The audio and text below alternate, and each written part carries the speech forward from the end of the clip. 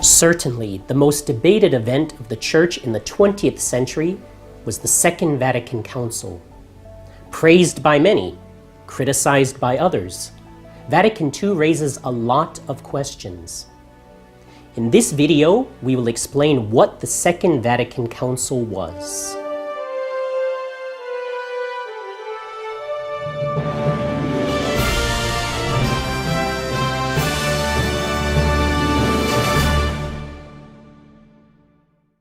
Pope John XXIII opened the Second Vatican Council on October 11, 1962.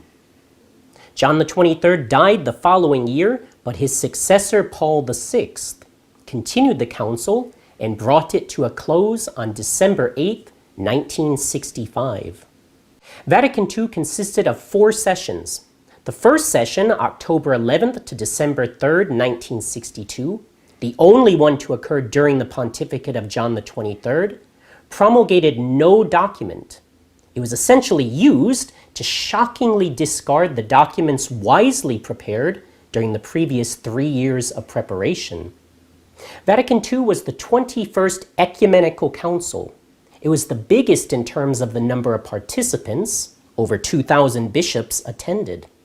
However, the Second Vatican Council was declared to be no more than a pastoral council, one that does not resolve questions of faith definitively, but which gives pastoral directives for the life of the Church.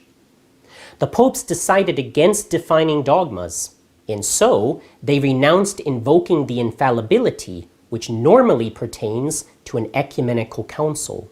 Thus, its documents are not infallible. Furthermore, some of its own defenders themselves proclaim loud and clear that the council was a revolution in the Church. For instance, Cardinal Suenens made a parallel between the council and the French Revolution, saying that Vatican II was 1789 in the Church. Father Yves Congar, a conciliar theologian, compared the council to the Bolshevik Revolution, saying, "The Church has peacefully undergone its October Revolution." Vatican II wished to remain a pastoral council. However, by the time it was over, it was dogmatized. A new spirit and teaching was imposed on the Catholic Church, in opposition with what the previous popes had taught.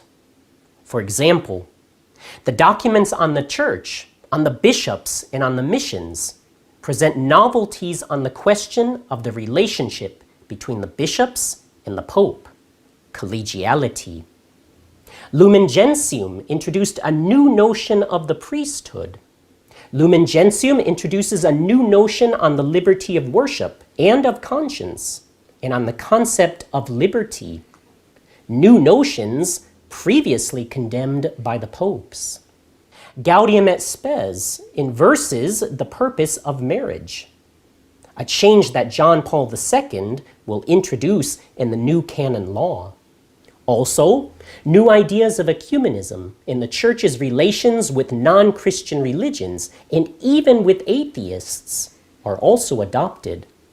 In short, we can say that Vatican II was a revolution in the Church. So many changes that were introduced at the time and have happened since, that anyone who would come to the present from the past would not recognize the Church, neither in its teaching nor in its liturgy.